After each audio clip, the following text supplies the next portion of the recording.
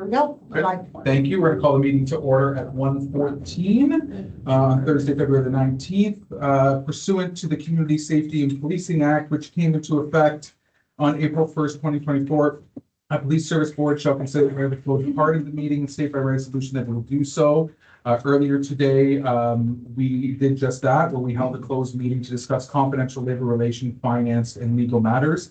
And we are now coming back into open at 1:14 p.m. Members, I'll look for any disclosures of interest.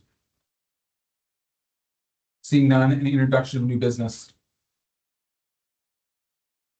Seeing none, can I have a motion to approve the minutes of the January 15th, 2026 London Police Service Board open meeting? Moved by Vice Chair Branscombe, seconded by Member Lehman.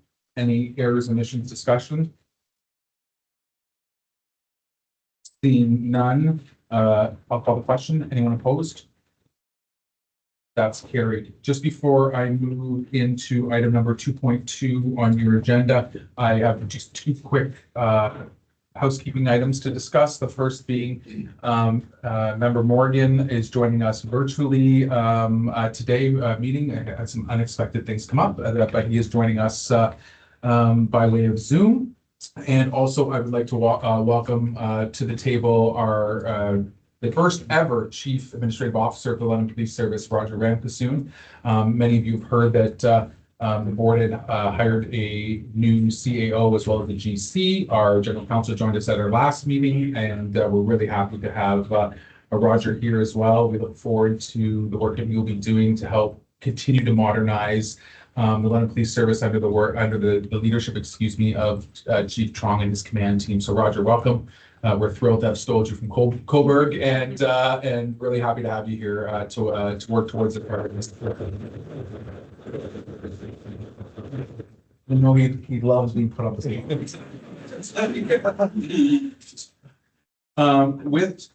With that, I'm going to move to item 2.2, which is the Inspector General memo, which is the province-wide review on police integrity and anti-corruption. And this memorandum was from February 9th, announcing the initiation of a province-wide inspection on police integrity and anti-corruption practice. I'm going to ask you to bear with me for a minute. I'm going to go through, prepare remarks here. There's quite a bit to say, and there's quite a bit of information I want to get out before we move towards a more formal motion before the board as well in this matter.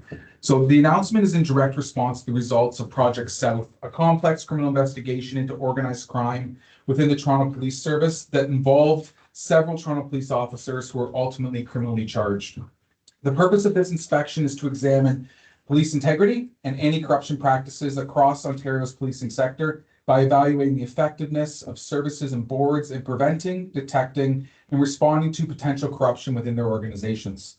The Inspector General of Policing is Ryan Teschner, for those of you who do not know, and we are supported by the Inspector of Policing as well. We have Ron LeClaire here, who's part of the IG's team. This role is the first of its kind in Canada and was established under the Community Safety and Policing Act on April 1st, 2024, which is what the act that also governs this board. And it is an arm's length. The IG is also an arm's length entity from the Ministry of the Solicitor General to improve sector performance and ensure compliance with within Ontario's policing legislation. This includes providing monitoring and advice to police services and boards and issuing inspections when a matter arises that compromises public trust in policing. The IG also has the statutory authority to obtain information, records, and data relevant to an inspection, and the legal authority to issue progressive, risk-based, and binding directions to police services, boards, and chiefs in order to protect the public trust in policing. This role, much like that of the Police Service Board, which we sit on, is not targeted to any specific officer or action. Rather, it's about the system and controls in place to protect the performance of our duties. Before I continue about what this review means on a board level, I would like to speak about this board and the leadership team to my right, and this membership here at the London Police Service. The issues being examined elsewhere are serious and very understandably raise public concern. The resulting independent province-wide inspection is essential in maintaining the public's confidence in policing and police oversight. This board is extremely proud of the London Police Service membership and the incredible work that is being done at the local level. Chief Strong will speak more to this during his performance metrics presentation, but a key metric to highlight is the significant increase in citizen interactions with our service, along with a marked reduction in complaints against our officers. You are reaching more people, but in a way that is positive and effective. With that, I'd like to acknowledge your extraordinary work in building trust. We will continue to support you as you serve the London community with professionalism and integrity. Boards have a unique role. We are accountable to the public for the delivery of policing services. And with that accountability comes a responsibility to monitor performance, ask challenging and thoughtful questions, and ensure appropriate oversight is always in place. At the same time, our governance role exists to support the membership, promote the well-being of our sworn officers and civilian police professionals, and ensure the service has the resources required to serve the community to the highest standard. In this memorandum, the Inspector General is recommending that the police service boards evaluate our policies, procedures, and practices as they relate to the 5 key areas identified. While the inspection has been initiated at the provincial level, it is important that we, as a board, demonstrate proactive governance and take the necessary steps to prepare. The review is not about individual officers. I want to stress that again. Specific conduct matters or anything that has occurred within this service. Rather, it's a high-level assessment of our oversight framework and the safeguards that support our processes. This will ensure we remain strong, responsive, and capable of maintaining public confidence in the integrity of policing, which is extremely important to me and my colleagues that serve on this board. There is a motion before you today to initiate a proactive board level and service level review covering the 5 key areas identified in the memorandum, which are as follows. Number 1, supervision and safety control. Number 2, screening and ongoing vetting. Number 3, access to police databases and information systems. Number 4, evidence and property management. And number 5, substance use and fitness for duty.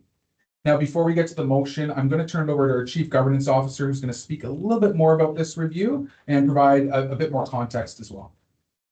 Thank you, Chair.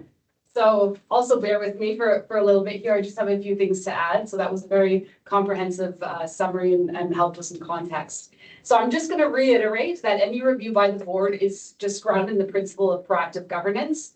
The recommendation before the board is not reactive in nature, nor is it the result of any actions by the London Police membership. It's about ensuring that our governance framework and oversight mechanisms are current and that they're effective. So, as the Chair mentioned, the Inspector General has recommended that boards evaluate the policies, procedures, and practices in relation to the 5 defined areas of integrity risk. So the report before you, it's outlined how the board may approach this at 2 different levels.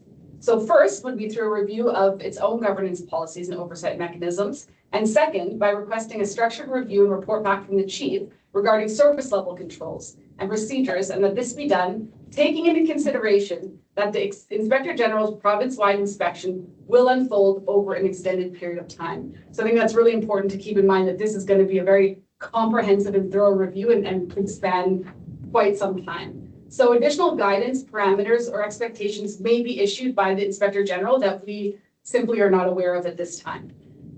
So as I mentioned, it'll be a lengthy process. So for that reason, the approach recommended in this report is intended to balance being proactive with being thorough, deliberate, and adaptable. So allowing for additional considerations by the Inspector General and taking the time to come up with an action plan on how to approach this allows the board and the service to begin the necessary work while maintaining flexibility to adjust scope or timelines should the provincial direction evolve. As the Chair noted, this is a broad systems-based review to determine whether our policies, reporting structures, and safeguards are sufficient to prevent, detect, and respond to risk. And so ultimately, it's about governance readiness and maintaining the public confidence in policing and also police oversight. So, members, we have a motion before us, and I'll read it out for those in the room and online. That the London Police Service Board, number 1, received the memorandum from the Inspector General of Policing respecting the province-wide inspection on police integrity and anti-corruption practices, and consistent with the Inspector General's recommendations to evaluate policies, procedures, and practices as they relate to the 5 areas, recognizing that the scope of this review may be redefined or expanded as additional guidance, inspection parameters, or directives are issued by the Inspector General. 2, direct that a proactive board-level governance review be undertaken of relevant board policies and reporting frameworks as they relate to the areas identified in the IG memorandum. Number 3, that the board direct the chief to undertake a proactive service level review of relevant standard operating procedures, internal controls, supervision models, and reporting practices as they relate to the areas identified in the IG memorandum. And number 4, that the board further direct the chief to report back to the board at the May board meeting with a proposed action plan outlining the following: A methodology, B, proposed deliverables, C, any preliminary risks, gaps or control weaknesses, D, approximate timelines and resources required to conduct this review, and E, preparedness for the province-wide inspection. The motion's on the floor. Can I have a mover, please? Moved by Vice Chair Branscombe, seconded by Member Stevenson. It's on the floor for discussion. Members, any discussion? Vice Chair Branscombe. Thank you, Chair. I support this. I think it just, we're a civilian oversight body for the public, and I think that just adds to the role we have. We're in the middle of updating all our policies now anyway. This is very timely in that sense. And we want to make sure we have the best policies so we can provide the best oversight. And, you know, obviously nobody's anticipating that we're going to read that stuff about London police in the newspaper. But this is just a really good practice to have, proactive practice. And I support the Inspector General and his will to do this across the province. I think it's a really good idea. Thank you. Member Wallace. Mr. Chair, I'm very supportive of the motion that's in front of us. I want to make the comment that when the chief brings back his report in May on the timelines and resources, like I think it would be appropriate from my perspective that the board support the chief on whatever resources he needs to actually do his comprehensive review that's being required by us by another organization. And so that I'm looking forward to the report, given that I think this is the right way to go to build confidence with our community on the quality work that this police force does for its state London. Thank you. Who else? Chief, is there anything you wanted to add before I call the question? No, nothing, Chair. Thanks. No problem. So, okay, I'll call the question. All in favor? Opposed?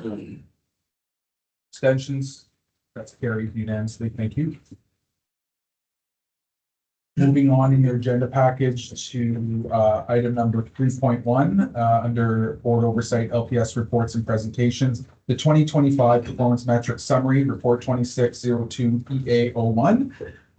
And we're very happy, as always, to hear from the chief on the progress that we're making as a service.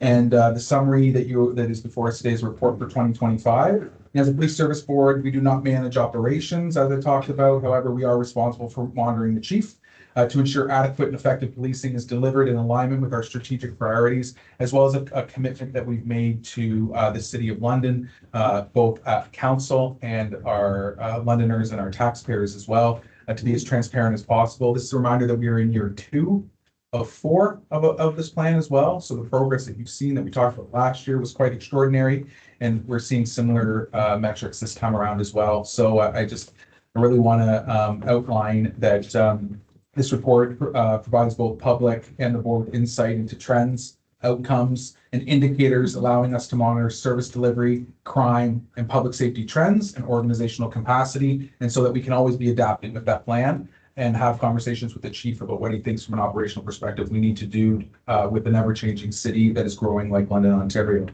And with that, I'll turn over to the chief to walk through the presentation. Chief, the floor is yours. Thank you, Chair, and through you. I'm very proud to share and speak to the board with respect to the accomplishments of last year. And before I proceed, I just remind the board that the progress that we received, and this is year 2 of a 4-year plan, is a result of our members and the incredible work that they're doing. And you'll see a large anchor from 2023 and before, and where we're at with the multi-year budget, where 24 to 27, we are in year 2. So some indicators for you to be aware of: pre-investment in policing, post-investment. So this is the 2025 organizational performance metrics report, year 2 of a 4-year strategic and multi-year budget plan. I'll walk through some outcomes aligned to our 3 priorities of community trust, organizational wellness, and community safety. I'll start with a high-level summary, what investment is ultimately delivering. The investment is producing measurable impact. Some highlights of this board report include positive outcomes of decreases in CSI, public complaints, response times, and fatalities on our roads. The board report you have before you is more in-depth, and the presentation is more for highlighted to share with the board. These results reflect staffing, training, technology, and partnership investments being operationalized. It's not just a plan, we're actually operationalizing it. And I'll start with community trust and engagement because trust is the foundation of everything else. We deliberately expanded visibility and data identified hotspots, high harm and property crime areas guided by community impact. And we see significantly increased direct engagement, 379 events and over 51,246 citizens engaged last year, a marked increase from the previous year. Why this matters is because this is how trust is earned: consistent presence, open engagement, and relationships, especially in high-risk areas. Next is organizational wellness and professionalism, and how we're strengthening integrity and reducing complaints. Service complaints are down to 11 in 2025. That's actually the lowest in 5 years. And under the CSPA, the Inspectorate of Policing now manages public service complaints. This strengthens transparency and accountability. Fewer complaints reflects improved training, modernization, supervision, and service quality. And it's not about discouraging people from complaining. It's about improving our interactions so fewer people complain. And now I'll move to community safety and crime reduction, the outcomes the public feels most directly. CSI is a measure of volume and seriousness of crime. London recorded a CSI of 65.89, down 6.9% in 2024, while the previous year marked the largest reduction in Canada with 14%. And this is while most municipalities continue to increase, we continue the downward trend, falling down below the national average for the first time ever in 23, and now for the second time. Our CSI is actually the lowest it has ever been since that Stats Canada began recording and measuring this data across the country.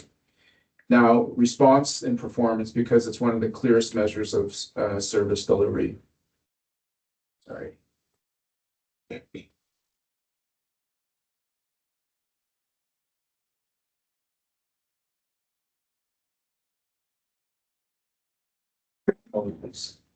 If you look at the slide share, you'll see response times, and I'm anchoring them to 2023, pre-investment in policing. And prior to 2024, what I will note is that the previous 5 years leading up to the first year of our plan, response times continued to increase every single year.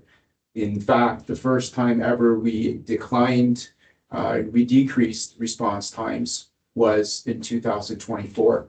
So that trend continued to last year, and you see the percent reductions, and which means police are getting to the community quicker. That's in comparison to pre-investment in policing to 2023.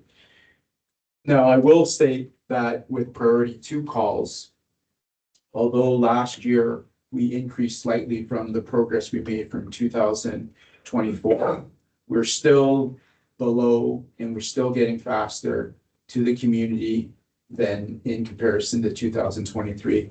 And if we look and try to understand why, we actually have increased service to the community by about 7%. There's about an additional close to 10,000 calls that we now have greater than last year compared to 2024.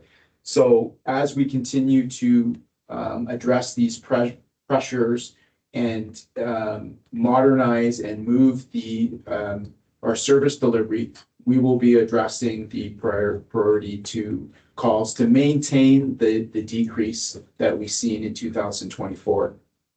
And then road safety is next, where we have a strong result story over 2 years. Sorry, I'm just losing there.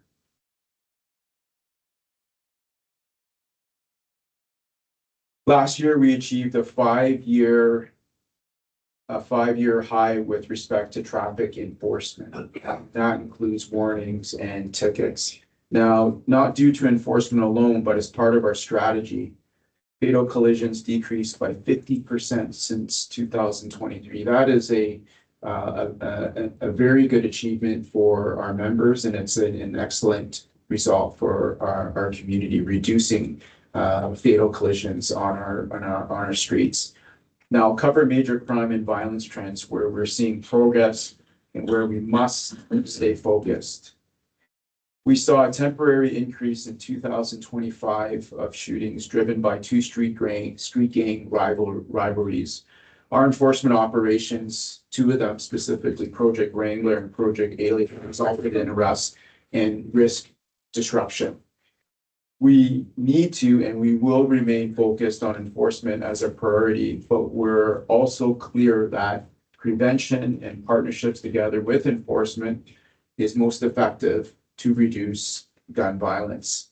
You can see from the slide, homicides are down, home invasions are also down. So these are crimes that the public actually feels quite heavily, and this is a good measure and statistic for the organization and the members. Next are violence and victimization indicators, where we need both accountability and compassion in our approaches. So if you can see the comparison for the last 3 years, you actually see increases in reported intimate partner violence, increases in sexual assault, and a marked decrease in robberies. Now, if you look at intimate partner violence and sexual assaults, we know that these crimes are underreported, much like hate crime. And what we try to do and advance in the community is we encourage victims and complainants and witnesses and the community to report intimate partner violence, whether they're a victim or survivor, or if the community witnesses these events from occurring. So these numbers, although they're increasing and it's always a concern, that's a statistic where we pay great attention to because we actually want to encourage the public to report. And with robberies, you have the flip side where typically individuals who are victims of robberies, they are more likely to report than intimate partner violence and sexual assaults. So decreases in robberies are promising, as last year we have hit an actual 5-year low. Now, property offenses, where we've seen some marked results. If you look at carjackings, we're down 45% since 2023, another 5-year low. Break and enters, 18% reduction since 2023. That's another 5-year low. And if you look at vehicle thefts, there's 22% reduction since 2023. It's another 5-year low. So these are incredible statistics that we've achieved last year. Finally, I'll highlight several specialized initiatives because outcomes are also about the capacity we're building. And I've highlighted just some of the initiatives that we have engaged and accomplished last year. If you look at violence against women and girls, that's an actual priority of the community safety and well-being plan put forward by the city that we have been attuned to and we've aligned some of our priorities with. So some of the changes of last year, we rolled out 24-hour investigative coverage now for our frontline officers, and our members would know them as boys teams or investigative teams. We've never had actual 24-hour coverage supporting our frontline officers to take on investigations that involve intimate partner violence or sexual assaults. It's always been held ultimately for specialized units such as sexual assault. So that has been rolled out last year. It continues to be rolled out. Part of our rollout plan and our initiative is to ensure that all frontline officers or frontline supervisors have intimate partner violence training, and that continues on to this year. And then we've also been very fortunate to have support from the Solicitor General, where we'll be expanding human trafficking by one detective at least in 2026 and onward. And with respect to hate crimes, the online reporting that the community has been asking for will be up and running in the very near future this year, along with multi-faith leadership initiatives where senior leaders are engaging with faith leaders in the community. And Chair, you're part of that, so thank you for being there. It gives us an opportunity to learn and understand and build trust within the community of all multi-faiths of our community here. If I draw your attention to the mental health response, there's a lot of initiatives going on. Our COAST program, we expanded with an additional team focusing on youths. We have rolled out the crisis call diversion program, where we have CMHA crisis workers embedded in our comm center to divert some of the calls away from our frontline officers. And then you'll hear more today about the open air substance use strategy and the nurse police response team. So these are some of the things that have occurred last year, which contribute to the overall safety of this community and our service. And finally, the results of last year confirm the board and city council's strategic investments are delivering impact. Crime harm trending is downward. Police response times are quicker, while demand for service actually increases. Trust is strengthening through engagement, and service complaints are at a historic low. Where challenges persist, particularly with firearm violence, we're staying accountable and we're focused through targeted enforcement, prevention, and increasing partnerships. Our executive committee is incredibly proud of our members. These results mark significant improvements for our community, really in just 2 years. And I want to thank the board for your full support. There's absolutely no way we would be able to achieve these outcomes without the board's approval of our police budget, support of city council and the mayor. And so, subject to any questions, Chair, I'm asking the board receive this report. Thank you, Chief. Members, Wallace. Well, I'll move receive the report and then have one question and then one comment, I guess. The difference between a Before you get there, can I just have a seconder? Oh, sorry. Thanks. No problem. Seconded by Member Stevenson. Thank you. The difference between a carjacking and a car theft is that there's a person in the car. Yes, and there's violence involved in a carjacking. Okay, all right, I didn't know the difference, I appreciate that. I really appreciate this report, and as, the force has asked for additional resources through the municipal, tax base and with a commitment to making a difference, and this really highlights that you are making a difference. And I want to encourage anybody who's I appreciate the view, but if you went to the actual report that's public and you look at, I'm one that I don't get too hung up on percentages, but you have $1, I give you another $1, it's 100% increase. So you're still only at $2. But the raw numbers tell a really great story. And I'm just looking at the one chart, 2004 visits to high harm went from 7,200 to 14,600, a significant increase of our police force being present in high harm situations. And you couldn't have done it, I don't think, without some financial support and the commitment to actually making a difference. So I appreciate the percentages, but I would encourage the public to look at the actual raw numbers, and you'll be, I think most people, including myself, amazed at how many interactions there actually are in the city. between the police and the public and trying to make a difference, making our city safer, and appreciate this report. Thank you. Thank you. Member Stevenson. Thank you. And yes, really great report and the statistics. It's encouraging news for our city. I did have two questions. One is around the the shootings and the gang activity. And through the chair, I just wondered if we could understand that the gang activity and its relation to the illegal drugs potentially in our city. Chief. Yeah, thank you, Chair, and through you. So there are gangs in the city. There are homegrown gangs. And the two gangs specifically that were responsible really for about almost 30% of the shootings last year. At this point, we don't want to name those the gangs to give them any notoriety, but we're aware of those particular gangs. Our members worked around the clock to address and suppress and stop any more gang violence from occurring. Arrests were made and immediately stopped that surge in gun violence. So gangs, it's common knowledge. Gangs are fueled by illegal activity, criminal activity.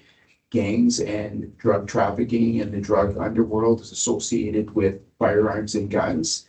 That has been going on for many years, and it's something that we need to stay on top of. And that's where enforcement continues to be very important in this organization and for the community. But to address the root causes of gang violence, that's where you see it. And to add to Member Wallace's comments, that's where you see investments in our organization with our senior leadership, with our members engaging in the community with youth, and particularly in areas where at-risk youths are. So we want to increase trust. We want to support and invest in youth to stop any potential of that being wrapped into gangs. And we know gangs, particularly you start from a younger age, and the youths that get caught in there and they turn into adults. So it's very important that with our strategy, enforcement remains very strong, as well as community engagement, community trust, and are being seen in the community to prevent further gang violence. Follow-up? I do have a follow-up. Thank you for that. It's really helpful. The other, and so many of the statistics are great and encouraging. I know what I hear from some people, though, is around property theft and store theft, that people are just really not, it's just becoming a matter of course now, and they're not even reporting it. I just wondered through you, the police, like, do you have any comments on that around just the acceptance of that in our society right now? Chief. Chair, thank you. Through you. Yeah, so I would say as a chief, and we're very clear about this in the community, if the community or citizens are victims of crime, you need to report it. And we're transitioning into a new organization. There's been significant changes in the last 2 years. We're dealing with impact from pre-budget, where a lot of community members would call 911. It would take us days and sometimes weeks to get there. And some of the people that you're speaking to, Member Stevenson, fall into that group where, yes, totally understandable where they've given up, but we're changing the organization, the trajectory of the organization, the transformation that has been occurring in the last 2 years. We need to get our message out, get the community to report, and that's part of what we do and with this engagement. And as we modernize the organization, especially this year, we will have online reporting, making it much easier for our community to report online better, faster, and expanding that ability. So that's how we're going to be addressing it. Communication is very important, and we need to continue being in the community to make sure that we educate the community to continue reporting. Yeah, thank you. And that's really great to hear too. I'm going to do my best to encourage the community to use the online reporting and report out, because when there's a concern that they maybe don't have the police presence that they'd like in their neighborhood, they need to report what's happening so that there's an awareness of where the hotspots might be. So I'm going to try to re-engage the public that way to participate and give the information so that appropriate action can be taken. Berlin? Thank you, Chair. Thanks for the report, Chief. There's three areas I just want to highlight and a couple of questions about. The first of all is the crime severity index. This chart goes back to 2014. And since that time, London has been higher in that index, not only provincially, but nationally, all the way through up until a couple of years ago. We finally crossed the line where we're now substantially below the national index. And we're approaching the provincial average. And I remember first getting on the board, I think we were one or two of the highest in the province. So tremendous achievement on that. I think this is a very important metric. Going to the 911 call responses, good improvement on that. The biggest, the type 3 one, and this maybe goes to what Governor Stevenson spoke about, property theft that gets reported. When do the cops show up to take your statement, et cetera? It's gone from weeks to days. Obviously still working that needs to be done on that. I just want to ask a question about, our call board. So our 911 call board, when service members come into work, there's a call board of, again, when I started, 200 plus calls unanswered that our officers had to work their way through, taking their time away from doing their other good work in the city, such as traffic enforcement, et cetera. I know that number has been coming down, and I know that fluctuates depending on the day. What's your comment of where that board is today? Yeah, so, Chair, and through you, thank you for the question. First, if I can go back to the crime severity index, it's important to note that Stats Canada is about 6 months behind. So we'll get 25's results mid-year this year. And then with respect to the call queue, so when I walked into this organization, 2.5 years ago, I was floored to know that it's common for our members on the front line, on the street, to start their shift with, 200 calls in the queue waiting. Unfortunately, because that problem has continued in the organization for many years, it became normal. It became accepted as norm. Because it's a big challenge to get out of this. I can tell you within the last year, I don't remember seeing it at 200. And now from our members having the norm of, 200 plus calls as norm, when we see the call queue, especially at the leadership level at 40 or 50, we're concerned. So the membership's not actually used to seeing it that low. And I have trouble even accepting that 40 and 50 is progress, because I don't want to see 40 and 50 for any amount of time. The vision of where we're going, and I'm confident we're going to get there, especially by the end of this year. Once we get all the systems in place, I want our frontline officers to come to work. If there's any calls in the queue, it's 10, 20 calls, they'll be able to clear those calls, and they can spend the majority of their time being proactive, doing traffic stops, doing enforcement, doing ride checks, doing real police work, proactive police work, and giving our members an opportunity to engage with the community and actually protect this community from a proactive position versus constantly reactive.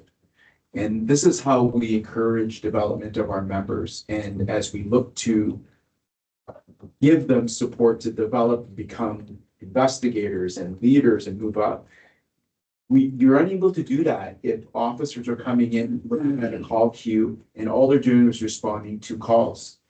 So this is the vision of where we're going. So to your point, we're not seeing 200 calls anymore waiting. We're seeing, you know, I mean, this is anecdotally right now.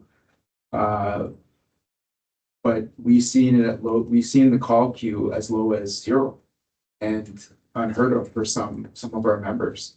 So we're hovering, you know, for me, just from everyday looking, 30 calls, 40 calls versus 200 calls. So significant progress and strides, but we got a lot more to do. Thanks, Chief. Thank you very much. That is really, really good to hear, because I know that not only that people are getting responded to, but it frees our officers time up to do other policing, right? That you've indicated through this report. My last comment, I guess, being member Wallace loves numbers instead of percentages, and I get his point on some of that. I just want to highlight, as far as traffic enforcement is concerned, with the number of warnings and tickets. In 2022, it was just above 6,000. In 2025, it was 16,796 tickets or warnings, interactions with unstable drivers out there. And I think that is quite an achievement. And I think just from hearing from my counselor job and hearing from constituents and neighbors just around the city, the concerns of unsafe driving are being met, which is especially challenging because traffic is increasing, you know, on our roads. So very, very positive numbers in that regard. Thank you. Mr. Branscombe. Thank you, through Chair. So thanks, Chief, for the report. I remember when we started down this path many years ago, it seemed like a pretty daunting task. We had confidence in you and got the budget, and along with the great investment, we had the commitment for transparency. And so it's really nice to see that coming forward for the public. So thank you to the team. It's a lot of work, and, you know, updating systems and change of culture and all that. So none of us are under any illusions that this was a gargantuan task, but the community, on behalf of the community, we really appreciate the effort. And I'm encouraged because I know that next year will be even better, and the year after that as well. We're on our way. One thing I've always been curious about, because we weren't doing as many traffic stops before, I gotta believe that there's other crimes that they can find when they're doing traffic stops, you know, human trafficking, drugs in the car, weapons, all that kind of stuff. Do you have any idea if that's a fact, or what percentage of those traffic stops go further than just a warning or a traffic ticket? I'm curious about that. Yeah, Chair, through you, and that's a great question. We haven't captured that data, but we all know, like, we're all sitting up here, everyone's been a police officer for many years. That's why we encourage our members to conduct traffic stops, because firearms aren't being, you know, transported in helicopters from A to B. Drugs aren't being transported by air in this city at this point. It has to be by vehicle. So if you don't stop cars, our officers won't be able to have any opportunity to see indicators that will allow them to investigate or make arrests. So that's why we want to encourage our officers to stop cars. And we're fully aware there's many community members concerned about road safety. So if we focus and encourage our members to conduct traffic stops and enforce the Highway Traffic Act, they will inadvertently encounter firearms, drugs, human trafficking, and other offenses. In fact, we get a lot of our frontline seizures of firearms because of traffic stops. Excellent. No, no follow up. Thank you for all the good work. We're really happy. Questions, members? Okay, I have a couple if you'll indulge me. Chief, page 3 of 6 of the board report, specifically priority 2 calls. Obviously, we saw a modest increase in 2025. Moving forward, what is our what's the tactic for you and your team? Like, we're really doing well on code one, priority one, I should say.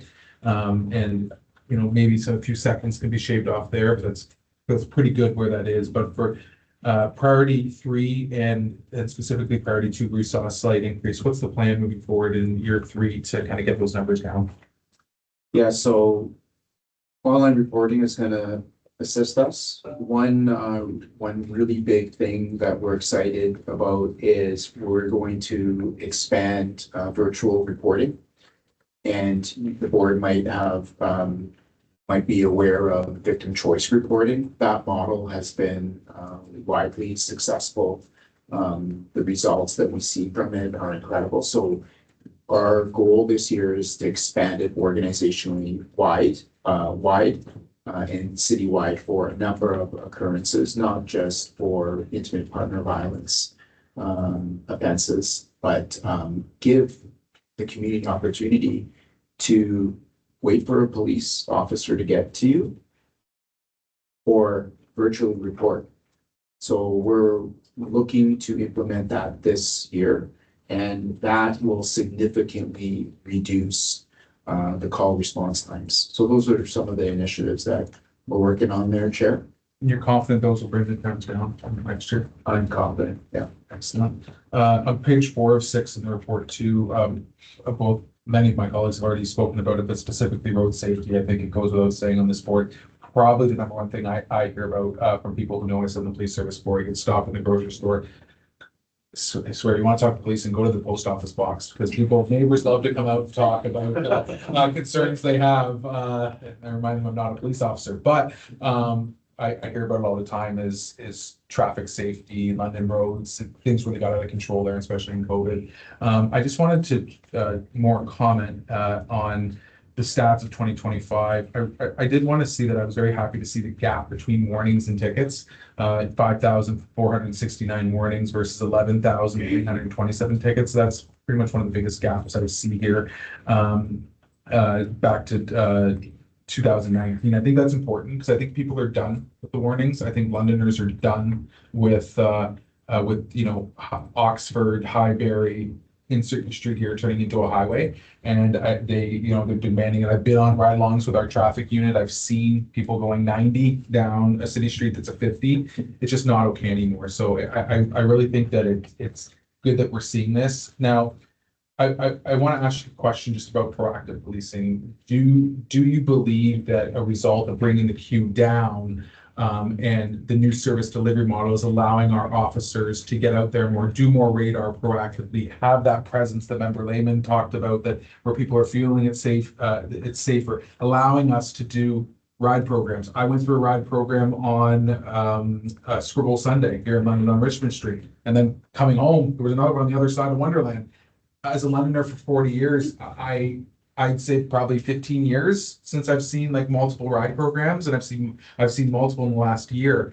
What's changing to allow that to happen? Is it the service delivery model that's allowing for more proactive policing, and I guess other types of things like ride that would not have been possible when we had 400 calls in the queue?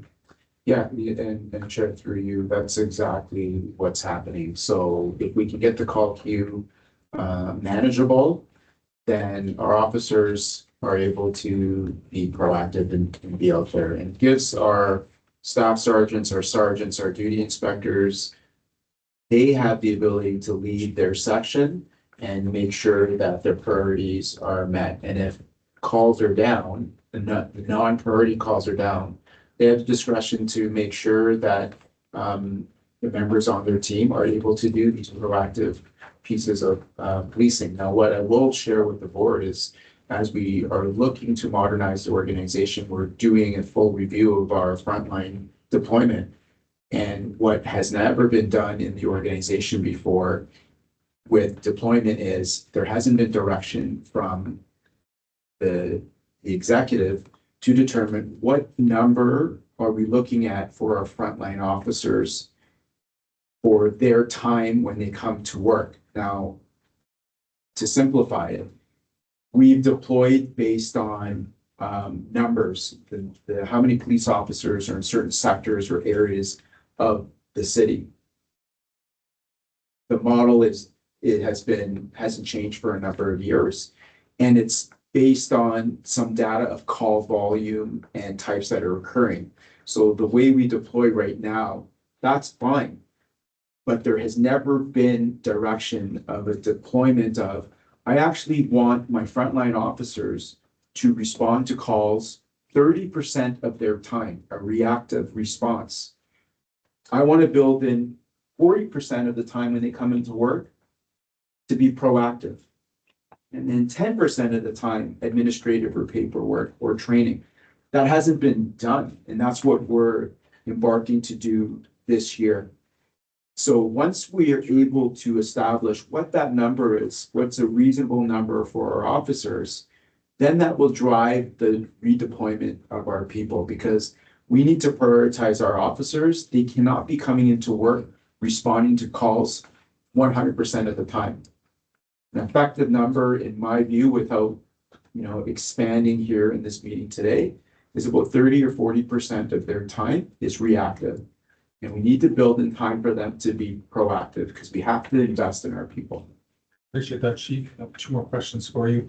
One specifically on the shooting stats. Obviously, as you noted, we saw the temporary increase attributed to the gang rivalries. It's concern for Londoners. Like, it's the elephant in the room. We obviously need to address it and have those difficult conversations.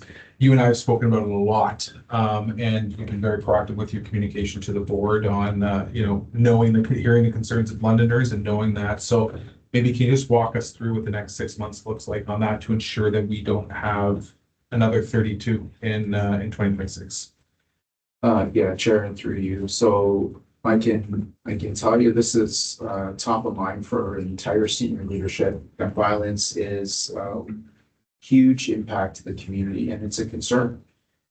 Now, the majority of shootings that we've experienced are targeted shootings. So it's a different story if there are random shootings occurring across the city where innocent people are being targeted. Not to say one is less severe, but there's different concerns in this regard. So the next 6 months, I would say the next year, we stay with our strategy with remaining very strong on enforcement. We have to continue to partner with police services and agencies across the province and Canada and internationally as well. We have a big problem here that is not a surprise of illegal firearms coming into the country. All the firearms, the majority of them that we seize that are handguns, are traced right back to the United States. So that's one issue of it. The firearms are coming in from the US. Now, you saw with Project Alias in Wrangler, our partnership with the OPP and York and Peel, that needs to continue on. So we need to continue, and we will continue with operations that are joint forces, as well as our gun gang investigators and officers at CID will remain focused with strong enforcement. When you see the rise last year of 32, there is no doubt in my mind, had the officers, our members, not been prioritizing, that number would have been easily 60, easily. So it's not a number we ever want to see increase. It's a reality of society today, and the amount of guns, not only in London, but across Ontario. And if I bring you back to Project Alias, our last joint forces operation, there's over 30 firearms seized. And those firearms were stopped from coming onto our streets. So that just gives you the amount of firearms and weapons that are in the community. And there is a role for police to play with enforcement, and we have to confront it head on. So we will continue to confront it head on. Appreciate that, Chief. Thank you. My last question is related to some statistics on page 5 of 6 of the report around intimate partner violence and sexual assault occurrences. We've obviously seen a rise in both of those. 6,820 intimate partner violence occurrences compared to 6,300 in 2024, and 602 occurrences of sexual assault compared to 518 year over year. It's noted in the report, but you and I have spoken about it as well. You actually mentioned this 2 years ago as well, that when more resources are put in, when more officers are on the streets, when trust is built, these numbers will go up. There was that was clearly articulated, because the victims are going to believe, as the partner agencies do as well, that these cases are going to be taken seriously, they're going to be investigated to the fullest, and that there's going to be an outcome. I was wondering maybe if you could talk a little bit about that work that's been done, especially over the last year with partner agencies, and with victims, in order to ensure that that trust is built and that more occurrences are coming in, our clearance rate is higher, and that we're providing the support needed in both those very critical areas. Yes, Chair, thank you. Through you. I'd say the work that's being done is reflective of these statistics. And you see, if you look at the community engagement, has increased significantly. Events, citizen engagements, that all plays a part in it. So if you look at the increases in occurrences, that's actually what we want. If you look at our partnerships, long-standing organizations in this community that are in the gender-based violence world, and the incredible work that everybody is doing, we continue to strengthen those partnerships, but we look to increase our partnerships across the city. So that's happening. And, I'm hoping next year you will actually see increases again. Again, I think it's reflective of the trust built amongst our members and our organization, and it's work that we should actually be happy that these occurrences are increasing. Much different than shootings or homicides, where we actually want to see those numbers down. Next year. Members, any further comments or questions? Seeing none, I'll call a question on the motion on the floor to receive the report. All in favor? Opposed? That is carried. Thank you very much. We'll move on to item number 3.2 on the public agenda, report 2602A02, the LPS EDI plan and presentation. For those who may remember, in December 2025, the board approved its governance level diversity plan as part of its legislative responsibility, ensuring the London Police Service reflects the community it serves. The board's diversity commitment to the community is that we are, quote, committed to building a police service that reflects, respects, and includes the broad diversity of the community, embracing all identities, experiences, and perspectives. The board's diversity plan outlines the expectations that guide the service's own operational plan. And in improving this plan, the board has also requested a report back from the service on its diversity initiatives. So with that in mind, I'll turn it over to Deputy Chief McSween to introduce the report and the presentation. Thank you, Chair. Just before I call Dr. Kiniki to the podium, and as you've already mentioned, the board presented their diversity plan in December. And in concert with that, our corporate services department began the process of updating our EDI plan last summer. Our plan was quite old. It was from 2018. So we recognized that's something that we needed to update. And our plan has been developed in alignment with the board's plan. And it basically translates the priorities of the board into operational actionable steps. So I just want to give a shout out and complete kudos to a working group that was put together by Inspector Catherine Dan, also consisting of Inspector Doug Brown, Manager Justin Henry from the Human Resources Department, Sergeant Ziad Zabian, Sergeant Alcinder Pierre, who just recently retired, Sergeant Lindsay Ryan, and Constable Farah Abdullah, who were part of, as I said, the working group within the LPS. And also want to recognize the community members that took part in this process. As I said, it's been months in the making, but we needed to make sure that we got it right. And input was gathered through online surveys, interviews, focus groups. We had 308 members internally who participated in surveys, which for a police service is very impressive. 12 focus groups, 13 interviews externally, and engagement included 25 survey responses, 2 focus groups, and 19 interviews. And all that work was done by Dr. Kiniki So I could call Dr. Kinky forward while she's getting set up on her presentation. Let's read her bio. Dr. Nicole Kinky is the Director of Sonomi Solutions Incorporated, an equity, diversity, and inclusion consulting firm here in London, Ontario. Her work supports organizations in developing and implementing EDI strategies. She is the former Director of EDI and Research and Innovation at the University of Toronto and was a special advisor on anti-racism to the President, Dr. Alan Shepard at Western University. Her expertise combines EDI, research methods, and organizational culture. So thank you very much for being with us today. Thank you so much. And good afternoon, everyone, board members, members of the London Police Service, senior leadership team as well, and the public. It is really, truly an honor to be able to present to you today and share with you the results of an engagement process with London Police Service that led to the new Equity, Diversity, and Inclusion Action Plan. This process was really a thoughtful and intentional consideration of all aspects of the employment, service, and relationships of London Police with communities within the London region and area.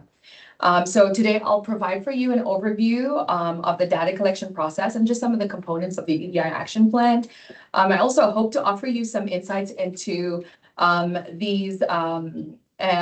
the highlights that especially community partners emphasize for us in some of the engagement processes as well, and the major recommendations that were then offered. So to move through some of these here. So just to again establish some of the current state analysis that's included in this too, just looked at some of the representation and the data that has been collected by London Police Service when it comes to representation within the service. This is from 2021 versus 2024. Some highlights you can see here specifically that I want to kind of point out is the increase in representation of women within civilian members or police professionals. Just moving on to, again, to highlighted here is the racial representation. And I apologize, I know it says gender identity there. It's racial representation for 2024 at LPS and its membership. It is at 81% white identifying individuals, and then that gives us about 19% individuals who identify as from racialized or visible minorities. Just to sort of reflect on what, the kind of benchmark numbers we're looking at too is we're looking at representation within the City of London, which currently is at about 28, and I think this is stat scan from 2021, 28% representation of racialized and visible minorities within the City of London. And you always, kind of want to look at service providers reflecting sort of that diversity that you see within the community as well. The 122 LPS members are proficient in at least one language other than English and French, and they speak up to 27 different languages that are represented within the London Police membership as well. So just to again emphasize, thank you Deputy Chief as well for describing some of the processes that we went through to collect data. So part of our data collection process, we sort of took a two-pronged approach where we assessed the internal we assessed internally for equity, diversity, and inclusion within the organization. We engaged with members across roles, responsibilities, departments. And this is sort of the internal results that you see. 308 were survey responses, which was really a really remarkable representation there. We completed 12 focus groups and 13 interviews for a total engagement there of about 55 participants within focus groups and interviews. So those results sort of streamlined into what were our internal themes and recommendations that kind of came from internally from the organization.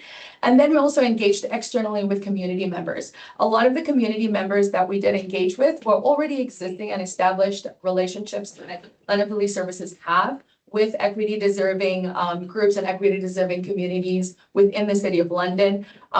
What we were really encouraged by was the eagerness to actually engage with us as a third party to provide feedback and just to sort of engage with London Police as well. I think it was a big testament to the ongoing establishment of relationships that exist between the organization and the community as well. So looking at sort of some of the established vision and mission statement that kind of came from this engagement, the vision really was a police service that reflects the diversity of the community, builds trust through fairness and respect, and delivers equitable, culturally responsive service to ensure safety and belonging for all. The mission, the London Police Service is committed to equity, diversity, and inclusion by building a representative workforce, fostering an inclusive culture, delivering fair and culturally responsive service, engaging with communities with trust, and ensuring accountability through continuous improvement. I do again want to give a shout out to the advisory committee that really helped formulate and develop this language for the organization, kind of hearing their voices and hearing their input into what they hope as well and what they heard from the members within and the community members as well was really reflected in these statements. So looking at the goals that sort of we developed from the themes that emerged from this engagement process. These were transparent and inclusive culture, evidence-informed decision-making, practical and contextual EDI learning, and then sustained and meaningful community partnerships. What I'll do now is I'll kind of go through some of these goals and then just highlight some of the objectives and some of the actions that essentially came from that will sort of formulate the work of implementation moving forward for London Police Service. So under transparent and inclusive culture, some of the highlighted objectives included communicate organizational EDI values.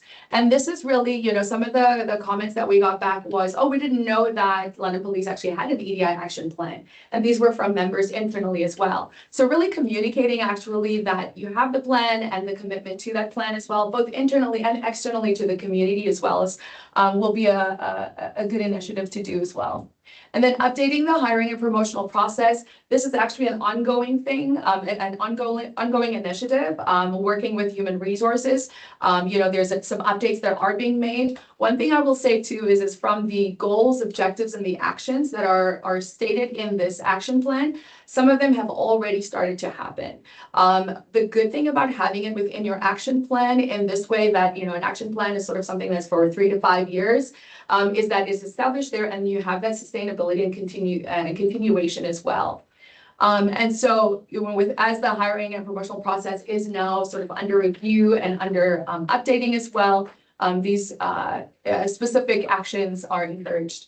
And then embedding EDI expertise within administrative support. So one of the highlights that kind of came from that is the presence of the diversity officers that has been seen as a real strength of EDI expertise and supports within the organization, within the infrastructure as well.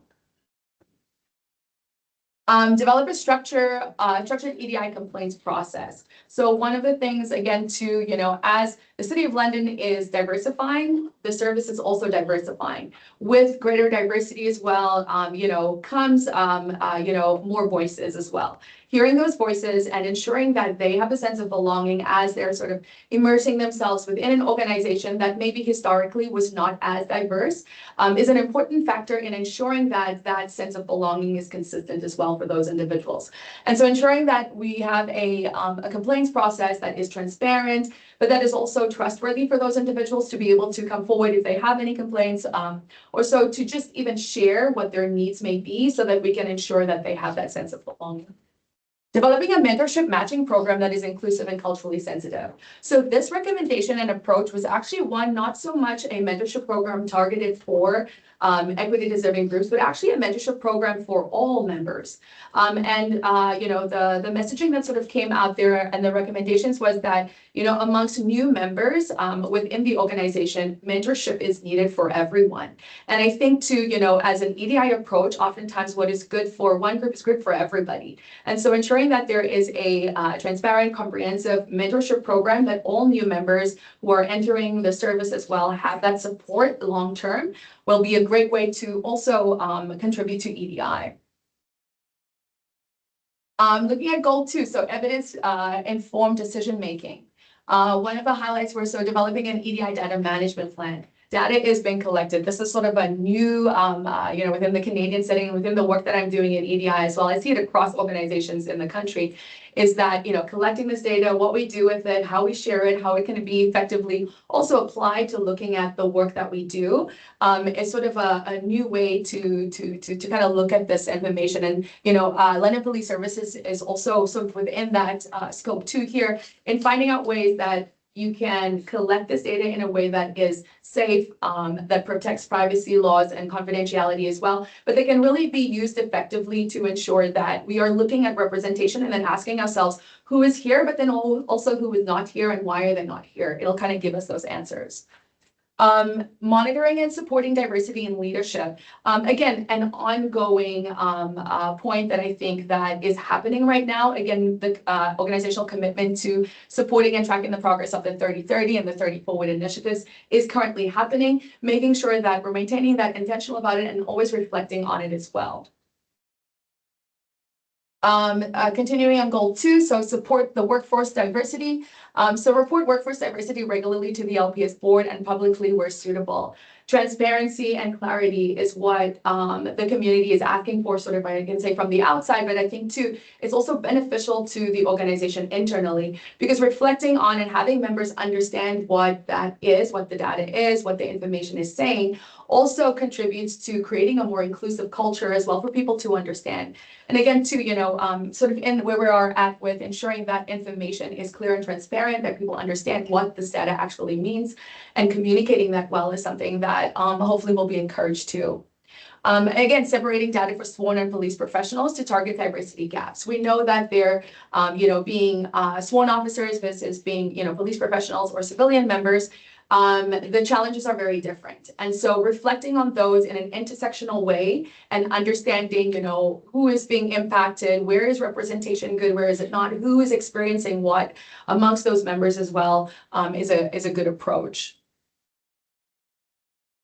Moving on to goal 3, so practical and contextual EDI learning, ongoing learning and unlearning, and I think communication was one of the biggest themes that really came out of this engagement process that we had. And this was reflected both internally by members, but also externally by the community. In that, I'm making sure that the right information is being shared about people's experiences, but also that police officers or Leonard Police members have the skill set and the knowledge and understanding on what issues exist in our society today. Because what's happening outside of the organization is very much reflected and occurs within the organization as well. And so it's important that members understand those sort of social issues, because they really do transfer into the way that we do the work on a daily basis as well. Developing an EDI training plan then for police professionals and sworn officers that are different. Those experiences are different. The skill sets needed to do those jobs as well are very different. So ensuring that those EDI training plans are specific to the needs of those individuals and also applicable to what they do on a daily basis. Resource support and hate crime initiatives with the community. Again, an ongoing initiative and one that I think, is showing very promising results as well. So ongoing and sustaining that those initiatives, and also collecting those metrics and so on are going to be needs to be a priority. Looking at sustained and meaningful community partnerships. So engaging consistently with diverse communities to co-create solutions and strengthen relationships was, again, a strong theme that kind of came from that engagement with the community. Creating a community event engagement plan and sharing with all members. I think, I'm from the London community myself. I work in EDI and I work in relationship with a lot of organizations, especially equity organizations across the city. One of the things that, I'm hearing anecdotally, even in the work that I'm doing, is this presence of Leonard Police at all of those events and so forth. One thing I will say that I think that is already being implemented and being pursued in a good way that's having good impact in the community as well.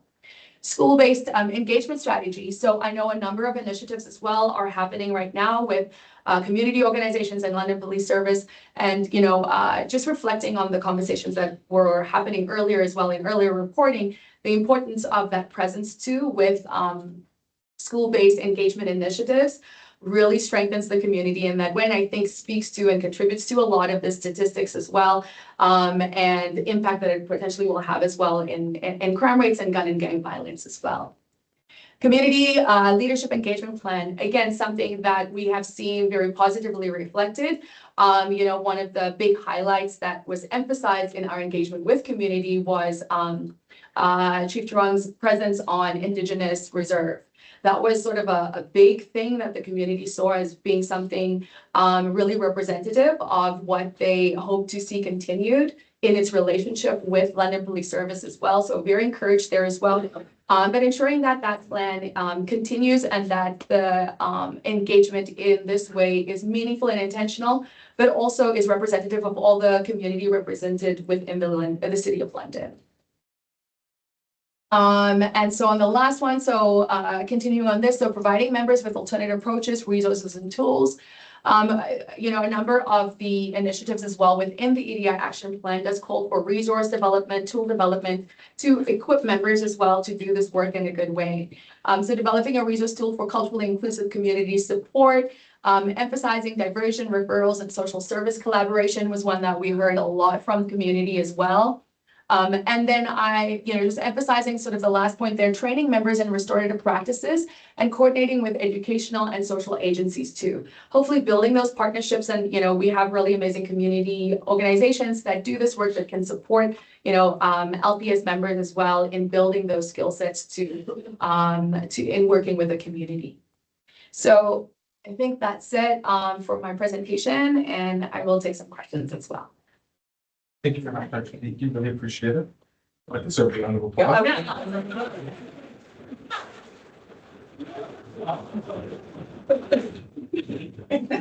So with that, members, I'll look for questions. I'll start with Vice Chair. So. Thank you very much for your presentation. This has been a really important initiative to the leadership team, and it's important. We got our act together and got our overall board plan, and so I really appreciate this because this is an important initiative in a community that's changing, and it's not always easy to figure out what to do. So I think this is going to be very helpful going forward. So thank you for your work and your presentation. Thank you. Yeah, just a quick comment. I'll follow up on Member Branscombe. Dr. Kinnicky, great job. Well, what a terrific presentation. And I think it's going to be extremely helpful for this board and administration to do the right thing and make improvements as our community diversifies to reflect that community for sure. So thank you. Thank you. To Dr. Kinnicky, say thank you very much. I know how much work you put into this. I also appreciate we had to adjust the schedule a few times on you, so I appreciate that very much as well, and the amount of work that you put in. I also wanted to thank Deputy McSween for leading on this as well. This is exactly the type of report that the CSPA envisions, is board policy, kind of setting the high 30,000-foot view, and then the command team coming and putting in an operational plan for the everyday of the service and working with subject matter experts like yourself. I also really want to thank the committee that was put together here at LPS. I heard great things about your work and all the different sections and ranks and lived experience that was represented. So this is done the right way. This was very deliberate. It took the time. It wasn't forced. It came together, and at each level, each kind of vehicle, I should say, with the board, with the service, with the membership, all came together with your outside expertise as well. The work you did at Buster and your reputation is very, very, very strong. So we appreciate you coming in and lending your expertise and helping us get there. And to Nancy's point, it's overdue, but we're happy to have it in place now. So I just really want to say thank you, Deputy Chief. We really appreciate it. This has been something that has been pushed right since the start, since you got here, and I think we can do a really, really, really good place. So thank you very much.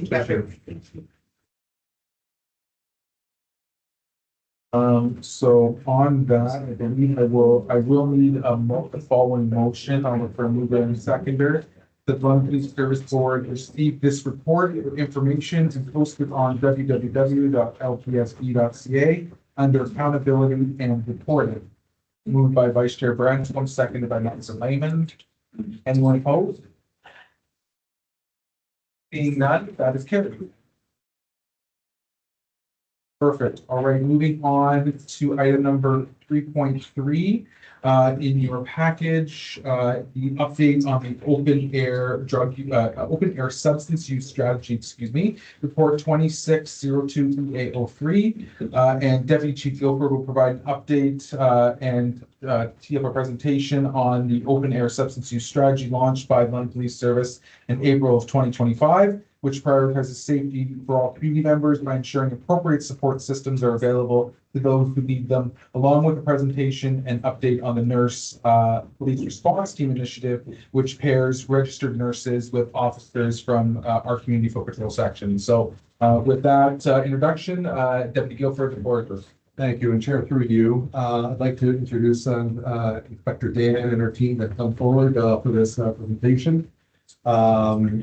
And just while they're coming up, in the efforts of trying to be as efficient as possible today, they're going to present initially on the open air substance use strategy. And then after any questions, or after all the questions are answered from that, then get into the nurse police team update as well. That sounds great. So any issues, board, with that approach? Seeing none? Welcome. And Inspector Dan, we'll see you here often. It is always a pleasure. So I'll turn the floor over to you. Okay. So today, our supervisor of crime and research from our evidence-based policing unit, Sarah Harmer, is going to take you through the data analysis part of the report and the presentation. And then Staff Sergeant Sherry Balter from the Community Foot Patrol section is going to cover off the operations side of the report. And I'm going to sit down and let the expert speak. Inspector Dan? Inspector Dan, let's just sit right over here. So, right,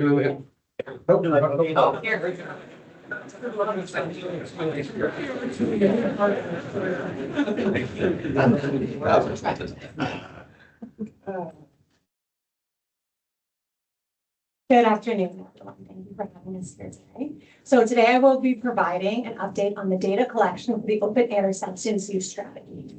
And as a reminder, the strategy launched in April of 2025 and is staffed by the Community Foot Patrol section. Unless otherwise noted, the data I'll be referring to today will cover the period from April 8th, 2025 through January 19th, 2026. Looking at the overall data, officers have responded to 5,011 calls for service, which resulted in 1,952 police reports being filed. The majority of calls fell into two main categories: trespassing, which accounted for 54% of the calls, and drug-related activities in progress, which made up 39%.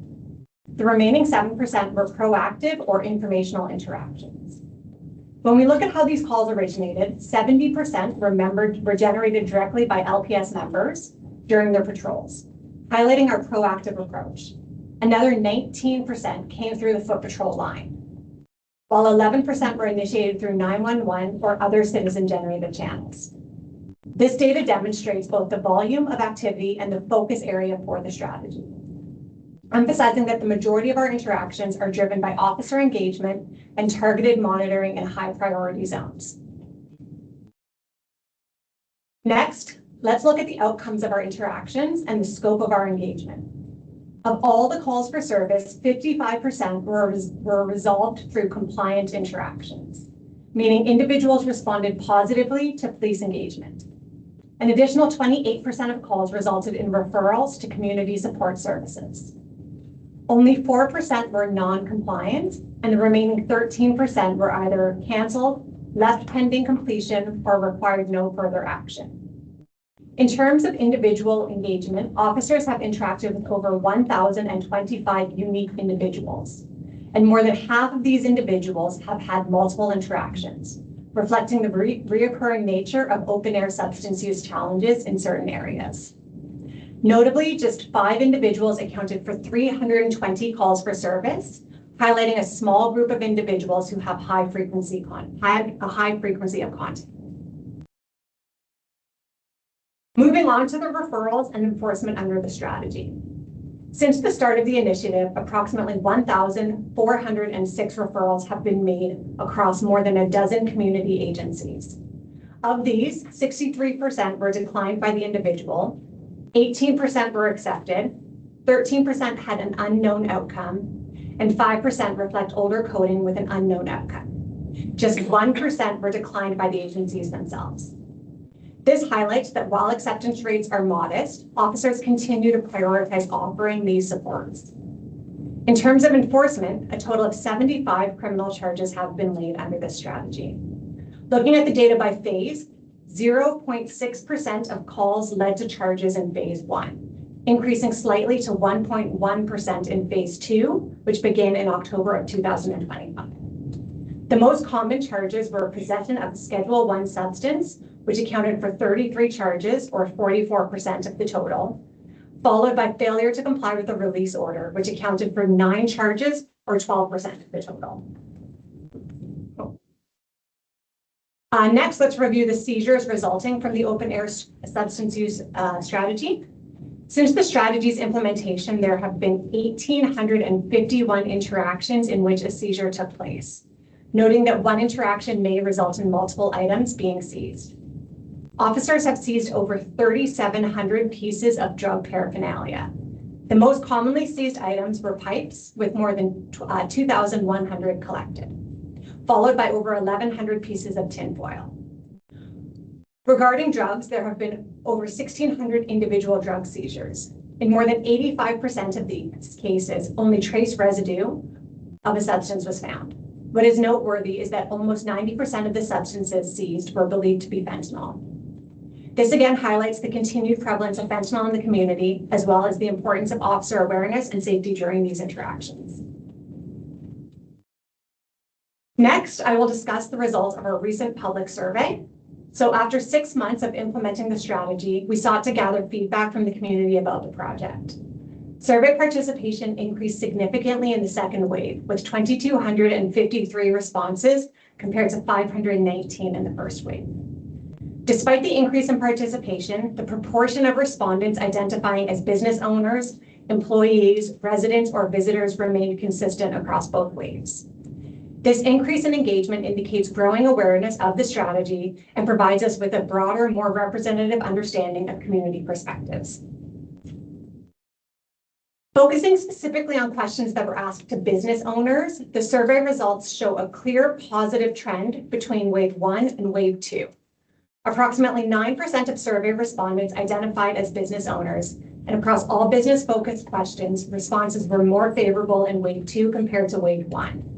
For example, when asked to rate their level of concern about their business due to its location on a scale from 1 to 5, the average score decreased significantly from 4.40 in wave 1 to 3.51 in wave 2. Similarly, the average level of agreement with the statement, "My employees have expressed safety concerns relating to the location of the business," dropped from 4.40 to 3.37. These improvements suggest that business owners are feeling safer and more supported, reflecting the effectiveness of the strategy's high visibility patrols, engagement efforts, and coordination with community supports. Beyond the business-specific results, the survey also captured perceptions from the broader community, including residents, employees, and visitors. Most measures were stable between the waves, but 2 measures showed statistically significant positive changes between wave 1 and wave 2.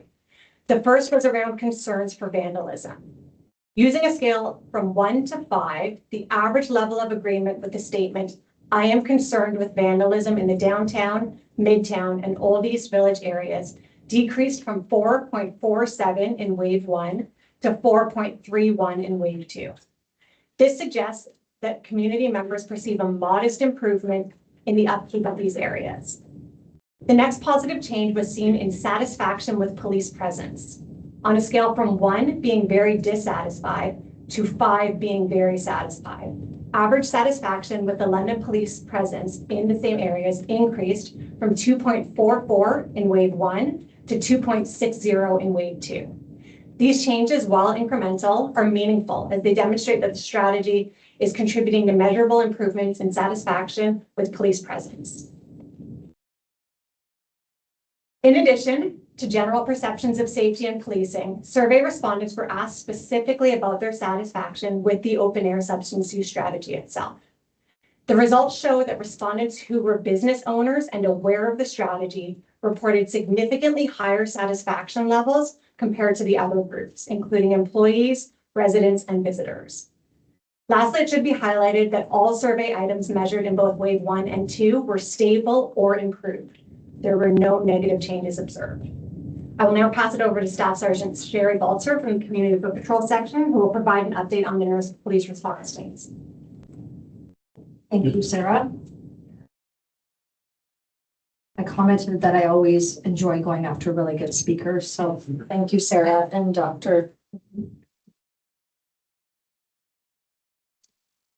I just wanted to share some feedback from our boots on the ground perspective. Our foot patrol officers advise that the increased police presence has reduced visible open air substance use and has improved feelings of public safety. Our officers have daily encounters with citizens who stop them to say things like, I'm so happy to see foot patrol out here. Thank you for all that you do. I would not come downtown if it weren't for foot patrol. So business owners also regularly express their gratitude to our officers for the increased police presence, stating it has made them feel safer as well.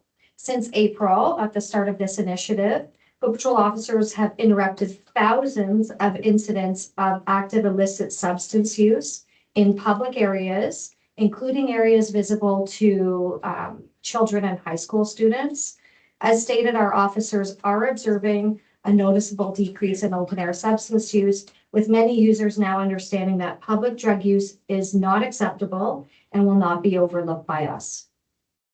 Foot patrol officers have noted fewer complaints related to public drug consumption, reinforcing the stabilizing effect of consistent police presence.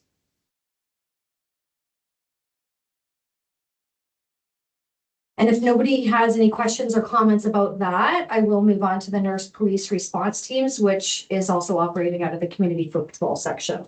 Thank you. We'll take a pause there for a moment. I think there probably will be questions, and I'll look to the members Stevenson. Yeah, thank you very much for the update and for this strategy. I know it's received really well by the public. I did have a couple of questions. In this report, it says that over 1,000 unique individuals were using illegal drugs in public in our core area, is what I understand from the report. And I think it's a surprisingly high number to the public to think that there's 1,000 unique instances of drug use in that 6-month period. Through you, I just wondered if there was any comment on the number or if that had increased much in the second phase of this strategy. Dr. They'll go to you to determine the best answer to that question. I'm gonna leave it up to the experts here. Sarah, do you have any? I will just clarify that that is unique individuals who have been dealt with through either the open air drug use or trespassing. So they may have just been. Follow? Yes, thank you. I got just a couple of questions here. The other one is, it's called the open air drug strategy, and there's no mention of needles or anything. So just wanted clarity through you around, is the emphasis on the inhalation of drugs versus other types of use like pills or needles? Through you, Chair. So it's not that the focus is on one type of use or another, but we are seeing more smoking of drugs. Okay, thank you. The other thing, although it's nice to see the numbers, I'm wondering if seasonality has factored in at all, because in the second phase, it was November, December, January, and we do have a lot fewer people on the streets. Go ahead. Yeah, through you, Chair. We are absolutely seeing a decrease in numbers because of that. Our partners as well, being city partners within CIR, their engagements are down as well. And that's typical for the winter and cold months, especially the really cold snap that we just recently had. Thank you. So just as a follow-up to that, is there a commitment, like how long is this going to be going on with this kind of reporting so that we're not just seeing those 2-3 month periods? Yeah, Chief, go ahead. Thank you. So we committed to maintain this strategy, and just for purpose of clarity, it's an open air substance use strategy. So with respect to your comment, Member Stevenson, it's not about targeting inhalation, it's targeting open air substance use. So the mode of consumption doesn't matter. If you're using illegal substances in public affecting the community, that's where we're expected to engage. And we will continue with this strategy. We'll reassess along the way, but right now there's success. We also are aware and we see that because of the winter months, there's less contact. The intention is to run this through and make sure that we conduct phase 2 appropriately, continue to reassess the data and look at the effectiveness and the overall efficacy of the strategy. Thank you. That sounds great. So can we expect another update in another 3 months? Is that the plan? Yeah, Sharon, through you. I think we'll get back with the team and I'll make sure that the chair and the board are fully aware. I want to make sure that you have a fulsome update and the update's going to entail the more summer months versus the cold, because we need to make sure that there's part of phase 2 is also identifying issues on how some participants are not accepting service. So we'll make sure that we'll update the board accordingly. Thank you. That just reminded me, sorry, one last one. When we talk about 63% refusing service, I'm wondering if we have any idea as to why that might be, or is it a lack of services available? Because we do hear that everything's full or that things aren't available. So I just wondered, is it really a refusal of service or an acknowledgement that there is no service, or do we know? Chief, speak to that. Yeah, go Yeah, Chair, through you, it's the acceptance of service. And there's a number of reasons for that. And part of what we're doing is making sure that we have an independent outside consultant per se to really dig into these pieces. Because in the end, we want to make sure that we're supporting the community, and we have anecdotal information at this point, and we're working our way through obtaining that data. Okay, thank you very much for all the work. Perfect, thank you. So maybe just as a, before we went to our next speakers, then we'll commit to chief is maybe work towards a report back to the board in the next meeting, just the timeline for both the open air substance use strategy and the nurse police response teams as well, for when future updates can come forward. Awesome, and we'll put that on the open agenda of the public agenda, I should say, excuse me, of our March board meeting. Perfect. Member Wallace, for yours. Thank you, Mr. Chair. One question first, just so completely just for understanding. There was, I'm going to use round numbers because I can't remember. I didn't write it down. 2,000 interactions, 1,000 reports. What do you have to do to generate a report, or why was there not a report on every instance? I don't understand what the difference is. Go ahead. I can speak with that. I don't have the numbers in front of me, but what constitutes police creating? So 5,000 calls, 2,000 reports. Okay, so a lot of the interactions that we have in our regular duties don't require us to submit a general occurrence report. It doesn't mean that we're not tracking it, so we are clearly tracking it. So they're tracked on complaint system. We're generating a call for service, but we're not submitting a general occurrence So report. a general occurrence rate is Right. in writing. Yes. That's correct. Yeah. Gotcha. Okay, I just want to make sure I understood the difference. Appreciate the strategy to begin with. I mean, it was, for people I represent in a professional manner, we're very happy with this approach that the police were taking with the strategy and looking at this problem. And I appreciate the numbers that are coming. It looks like it's the strategy is working in terms of identifying that issue. This, what I would call is quantitative analysis, in the sense that it's surveys, and we went from, what was it, 516 to 2,000 some, so a significant increase. Is there any part of the review that's what I would call quantitative, meaning more of a focus group, so that we see business A, B, and C, or I'll use the business for example. This is what their opinion was 6 months ago. You go back to the same business and say, has anything changed, or is your opinion changed? Instead of just relying on a general survey that anybody could answer. Has there been any of that, or would you consider that useful? I just would like to know your opinion. The only reason I'm saying this, that I'm used to surveys. Some of them are well done, some aren't, and it depends on the return rate you get on it, whether how the value of the information is. But I always found value in focus groups, even though it's not, you know, you have to take it with a grain of salt because it's very small in size, but the interaction with people involved in their opinions is much more intensive and much more, and I found value in that. And I just wonder if that's an option that you might be interested in. We have to pay for it. Can I take that? Sarah, I think you can. So currently, there hasn't been any focus groups. We have been doing the survey. It is not longitudinally designed, so it is just general samples. However, yes, we haven't considered a qualitative focus at this time. Okay, thank you. If I could. Sure, no, absolutely. Go ahead. The one thing is at the start of this initiative or prior to starting this initiative, we did have a meeting with many community partners about the issues that we're seeing and about the people that, you know, we're going to be dealing with and asking for what sort of supports they can lend to us. We had one partway through and we plan to have another one with the community partners in the next couple of months. Well, I appreciate that. So maybe if you could, you don't do it now, but in the next time you do this, maybe some sort of summary that goes with the report about how the community partners are feeling about things and how they view how this is going.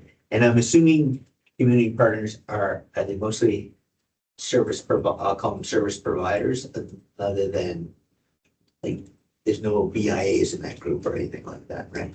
No BIAs in the group that was involved, and it was mostly service providers. The partner agencies that we typically deal with, other areas of the city as well that we were dealing with too. Okay, thank you. Thank you, Chair. Sure, Ransom. Thanks for the report. I'm no expert on any of this, but the 63% not accepting referrals really I found alarming. You know, that's a lot of work.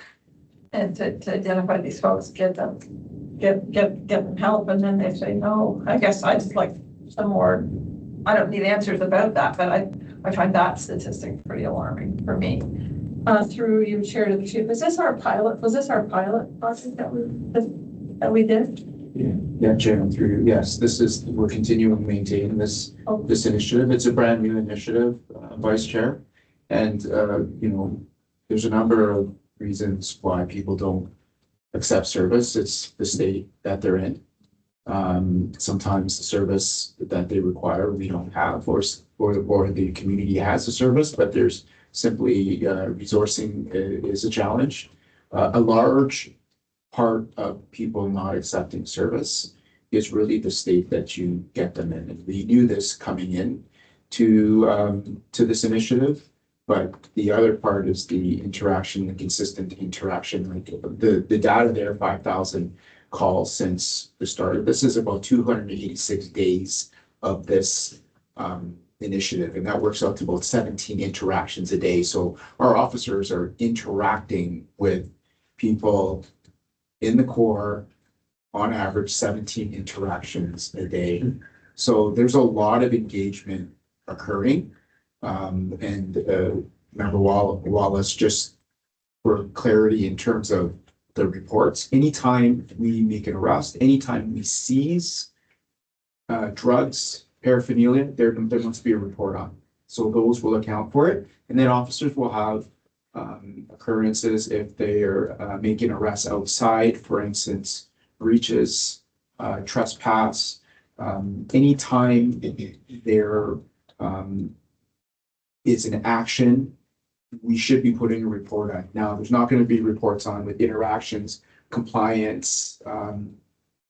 They'll be doing reports all day long, right? So for sure, though, anytime we seize substances and paraphernalia, there'll be reports on. So it's early now, but at some point you're going to have to do an analysis of it if we're getting return on our investment for this.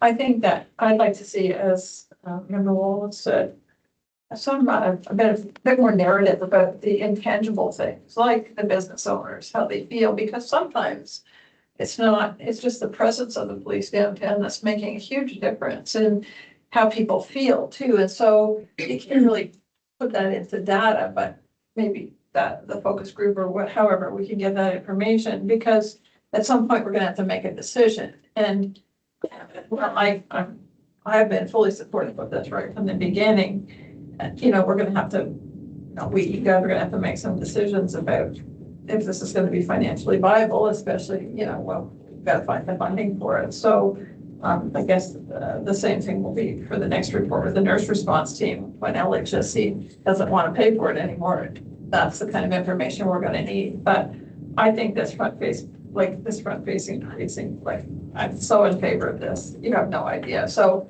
I'd like to see statistics that will help us understand what's actually going on out there. This does to a point, but it's not the whole story. So I think Member Wallace's point. So thank you for all this good work. I think it's evident to us, but it may not be evident to everybody yet. So I'm going to go online to Member Morgan, who has a question. Go ahead. Yeah, thanks. I'm happy to hear the conversation. I really appreciate the dialogue my colleagues have made already. It's eliminated a number of questions I have. I do have one based on just the last couple of comments, particularly about the business community, because I read the report, I listened to the presentation, and it sounds like, there's a significant amount of attention being given with this strategy to the downtown, midtown, Old East Village. And on the business side of things, and to Vice Chair Branscome's comment about what the business community thinks, I know that the chair of the Old East Village BIA was posting publicly about criticisms about public safety in the BIA, with the perception that significant resources are being directed elsewhere and not in that area. And so it feels to me like there might be a bit of a disconnect, because my understanding is that we have created a significant presence there. It seems like that's being well received by members of the public based on the surveying. Doesn't mean there's not a lot of work to do and a ways to go, but I wonder if you can comment on, what sort of strategy we can do to engage with that particular business community, and maybe the chief is already engaging with them to, provide some information from that perspective, because some of the narrative that is being posted online is the exact opposite of what we're hearing in the conversation today. And I just want to make sure we can cut through that to be clear about the support and the resources that we're devoting here. Or the chief first. Yeah, Chair, and through you, thank you for the question, Your Worship. So I can say, like, the stats speak for themselves. 5,000 calls for service. That doesn't count the thousands of interactions that our officers are having in the downtown core, midtown, Old East Village.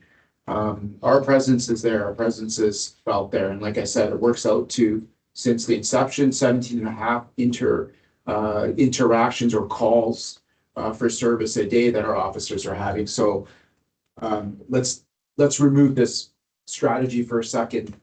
Look at those numbers. They would be zero. It would be way less. So our officers are in the core.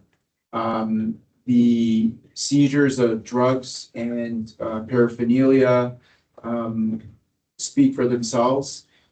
With respect to the businesses, I think we need to communicate.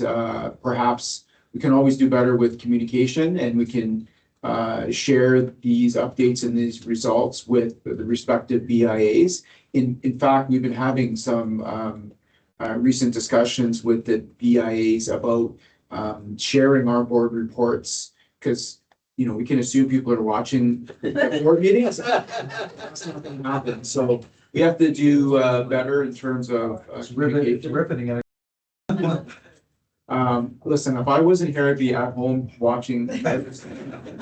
But that's what we would be doing. So we need to communicate more with the business community, and to your point, Member Wallace, be more intentional with being focused. So we're coming up to the year. We're at a year and looking at an assessment of where we need to go with this. I committed to summertime to give it a full opportunity to see how we can tweak things and look at the efficacy of it. So regardless of all these statistics, you never ever go wrong with increased police presence, where community members, businesses are wanting police presence.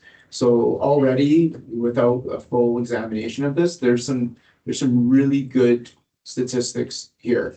And although the survey was not focused per se, there's a significant increase in the amount of surveys that were completed. So there are some good results there, and we'll take back all the great comments from the board, and we'll continue and move forward with the next phase.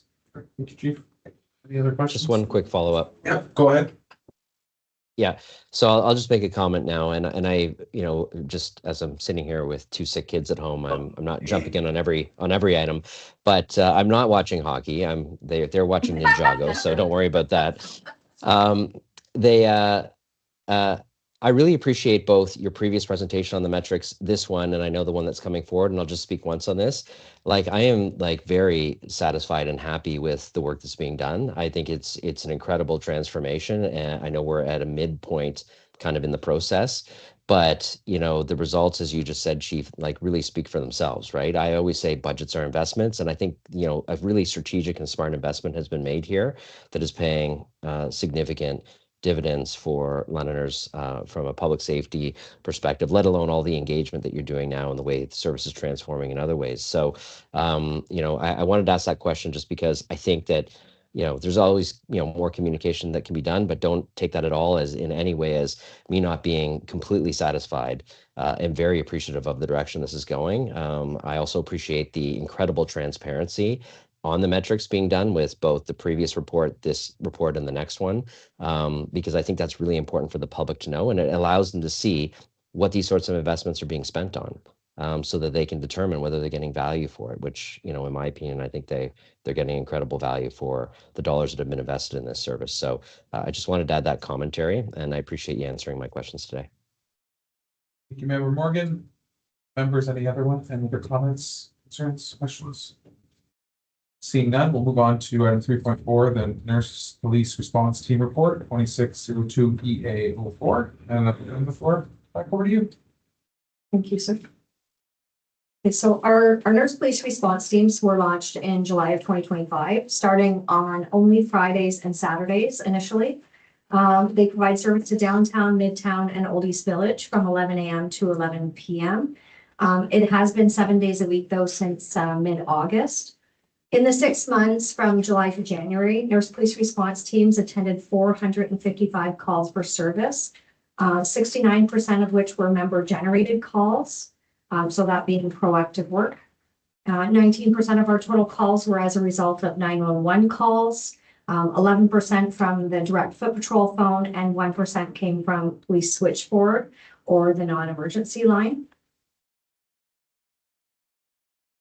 197 or 43% of the nurse police team calls were linked to the open air substance use strategy that you just heard about.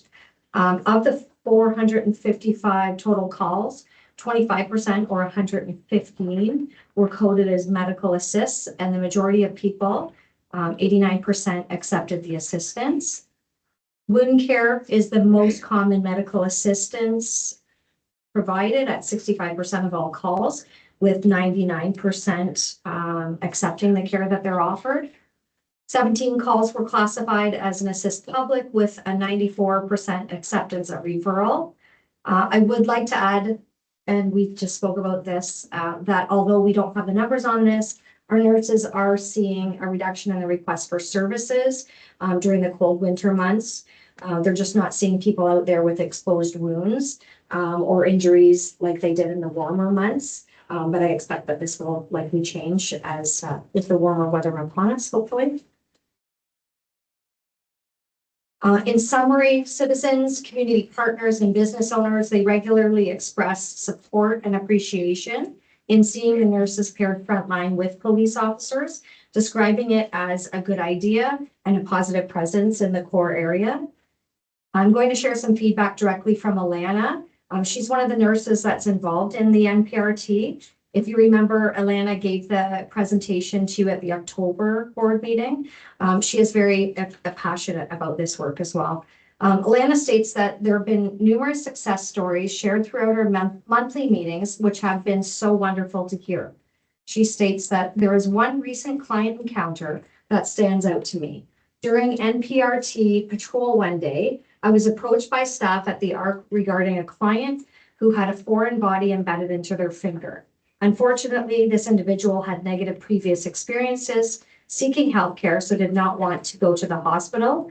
However, thankfully, with the relationship I've been able to form with community partners at the arcade, their staff was able to encourage this patient to allow myself to properly assess the area of concern and provide healthcare, education, and follow-up. Over the next few shifts, I was able to follow up with this individual to continue to form a therapeutic nurse-patient relationship to assist in educating this individual to seek further medical assistance. And Elena states this was a perfect reflection of how important the relationship that we have with our community partners is and how this directly can correlate to patient outcomes in the community. So I'll end on that positive note. Open if there's any questions. Thank you very much. Members, questions? Member Stevenson. I just want to say thank you very much for all the work that's done there. And I love to see that the willingness to accept support is at 89% for this program and 98% when it comes to wound care.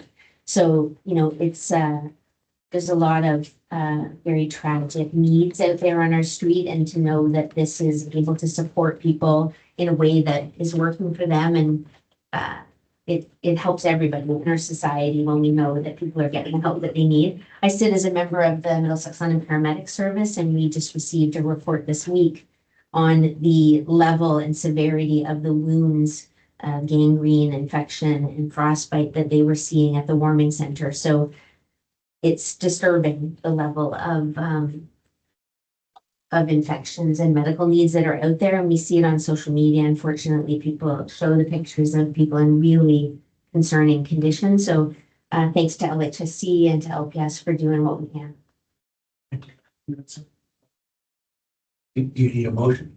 Do not need a motion. I'm sorry, I have to get to Toronto for a meeting. No problem. Appreciate it. Thank you. Chair Branscombe? Just one comment that I had on both of these reports actually is I just wanted to know these type of projects, these type of ways of trying to deliver service differently to all Londoners where they're at, that I think is just indicative of the change in direction we've seen here at the LPS. And I know data is your thing, so I don't mean to knock data, but sometimes it's more than just the numbers too. It's about the feeling, the presence out there in the community. The amount of times I've been stopped to hear about the increased presence in foot patrol, and even just the fact that they're seeing them more, even if there's not 100 more members out there, there is this feeling that they're more visible, they're more present, they're more engaged in that as well. I've been on 2 walk-alongs with foot patrol as well to see that work, and it's quite something. So it's programs like these, both the open air substance use strategy and the nurse and police response team strategy, working with our community partners, collaborating, that is the way of the future, frankly. And you know, we're not going to police our way out of these problems. We're only going to get there by working with the subject matter experts in the area. So I just want to echo some of the comments that the member Morgan had made as well. Is just I think that these things they're making a difference, and they're very, very important. And I'm a little less worried about the stats that are early on here. Chief, obviously, you'll make an operational decision that's best for the service and where we put our resources, and that's what we have you here for.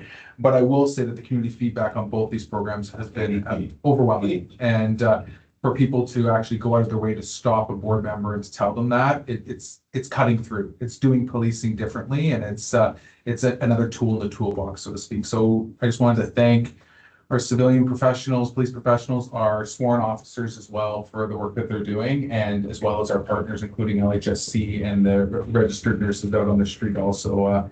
It makes us a stronger community. So on behalf of the board, thank you for that. And I thank you both for your reports and your comments, and Inspector Dan as well for leading your team. Thank you.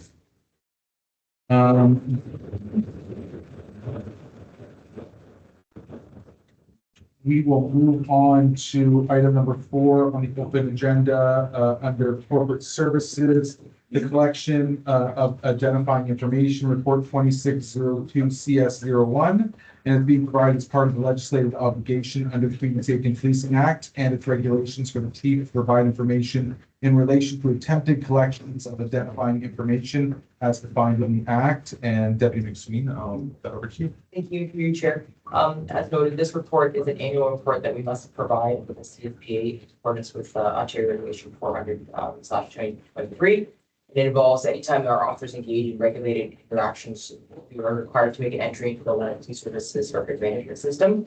So for the period of January 1st to December 31st, 2025, the London Police Service recorded no regulated interactions as defined by the regulation.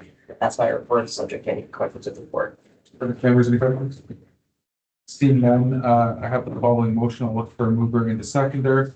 The London Police Service Board received this report for information and posted on LPSB.ca website under accountability and reporting. Moved by member Lehman, seconded by member Stevenson. Anyone opposed? That's carried. Thank you very much. Sween. Moving to item number 5 under Executive Administration, Professional Standards Branch. I'll turn it over to Deputy Chief Bean to speak to report 2601 EA01, which is an update to a report provided to the board back in January. Deputy Chief. Chair, it's for you. Quite simply, this is just a correction to a question that Vice Chair asked last meeting. It's unfortunate she had to leave because Should be very impressed. And I will tell her, don't worry, I will tell her. Please straightforward. If somebody has any questions you have, that's the report. Perfect. Members, any questions? Just thank you. Perfect. I'll have the following motion. I'll look for mover and a seconder that the London Police Service Board received this report for information, acknowledging the updates provided. Moved by member Wallace, seconded by member Stevenson. Anyone opposed? That's carried. Thank you very much. All right, we'll move to item number 6 on your agenda, verbal updates. We'll start with mine. I'll be brief. I just want to, first of all, speak last night about those career awards that were held at the Hilton downtown, and it was just an absolutely great evening celebrating local young adults from our Black community, and hearing their stories and seeing their incredible leadership was very, very moving. I always say it's those events when you're getting out in the community, when you're speaking with our young leaders, that you really have a lot of hope for what's next for London. So it was great. I was joined by the chief and the deputies and the senior command team and so many other officers, both from the RCMP, from Canadian Border Services, our auxiliary officers, and our sworn civilian members here at the London Police Service as well. So just thank you to everyone who was involved in that, and I encourage everyone to attend the Lewis Career Awards. We were talking about how it started in the basement of London Police Service, the event, and it's now in, at a big gala room in a hotel. So it's a testament to the importance of this event, not only to the service, but to our community. Speaking of events that are also important to our community, that would be the Chiefs Gala that just happened last week as well, with over 1,100 people at RBC Place. And I'm sure I'm stealing the Chiefs' thunder because he will be talking about it as well, but it was an absolutely great evening where we got to celebrate the connections between the community and the police, and really celebrate some of our phenomenal members and the work they do every day. We had some incredible award winners, amazing stories, and it's just a consistent reminder to the remarkable work that our civilian professionals and sworn officers do. So it was great to bring the community together and support 3 amazing charities this year. Two of the lead charities being Bethany Soap Foundation and Victim Services of Middlesex London. And then as well, we also did some fundraising right there on the floor that evening for Special Olympics, which we will be hosting the school summer games here at Western, which is a really important initiative that's near and dear to the Chiefs' heart also. So we will have more information to report at the board on that. The board has the policy around how the Chiefs Gala works and the oversight of that, and we'll be coming back to the board in the coming meetings to talk about how much money was raised and obviously disperse those funds to the charities that I mentioned. I just really wanted to thank the chief for his leadership. This is something that was never done in London before this chief came. Many things have never been done in London before this chief came, and this one is big, and this one I'm stopped about often, and where the community really talks about this is a really good way for us to connect with so many different segments of our community and to remind them about the important work that's being done and build those bridges, which are very, very important when it comes to public trust in policing. So Chief, thank you to you. Thank you to the organizing team for all their work. She hates being put on the spot, but I'm also going to thank Samantha Santos, who's back there hiding over there for everything that Sam has done. She's been an absolute rock star on this event, put in countless hours of her own time, and it had her fingerprints all over it. So Sam, thanks for what you did for the chief and for the board. We really, really appreciate it. And the last thing I'll talk about briefly is just that we also had a swearing in ceremony recently of 19, I believe, new officers. Speaking of the best part of this role for me, it's really that where we get to see the new officers get sworn in, meet their families, a lot of them with young children now who've changed careers.